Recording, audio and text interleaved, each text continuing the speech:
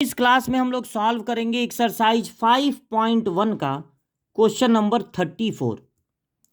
Find all the points of discontinuity of f defined by f x equal to, देखिए आपका function है mod में x, फिर mod में एक्स प्लस वन, और दोनों के बीच में लगा हुआ है माइनस, दोनों के बीच में लगा हुआ है minus.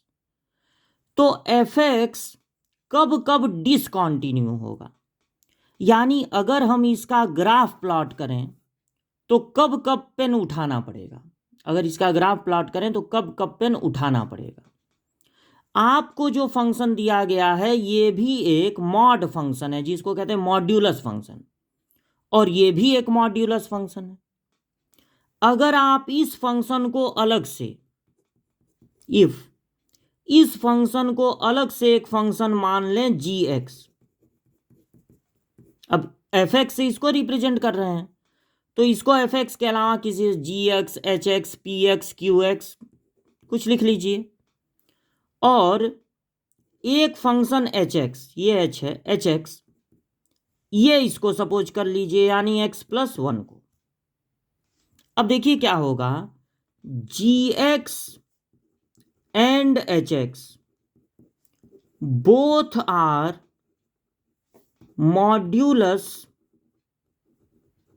functions, therefore gx and hx will be continuous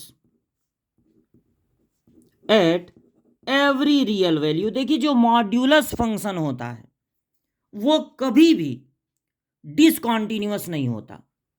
जब आप किसी भी मॉड्यूलस फंक्शन का ग्राफ बनाएंगे तो पेन नहीं उठाना पड़ेगा कहीं, वो हमेशा कॉन्टिन्यूअस ही रहेगा। तो जी एक्स जो कि एक मॉड्यूलस फंक्शन है वो हमेशा कॉन्टिन्यूअस है, एच एक्स जो एक मॉड्यूलस फंक्शन है वो हमेशा कॉन्टिन्यूअस है। देयरफॉर डिफरेंस ऑफ, अब इन दोनों का क्या difference of these two continuous function will be also a continuous function at every real value of x। अब इन दोनों का जो डिफरेंस है, अगर दो कॉन्टिन्यूअस फंक्शन है आप उन दोनों को माइनस कर दीजिए, आप उन दोनों को ऐड कर दीजिए, या उन दोनों को मल्टीप्लाई कर दीजिए। दो कॉन्टिन्यूअस फंक्शन को प्लस माइनस या मल्टीप्लाई करने पर जो फंक्शन मिलता है वो भी कॉन्टिन्यूअस होता है। अगर दोनों फंक्शन कॉन्टिन्यूअस हैं तो उनको प्लस माइनस या मल्टीप्लाई कर देंगे तब भी आपको एक कॉन्टिन्यूअस फंक्शन ही मिलेगा।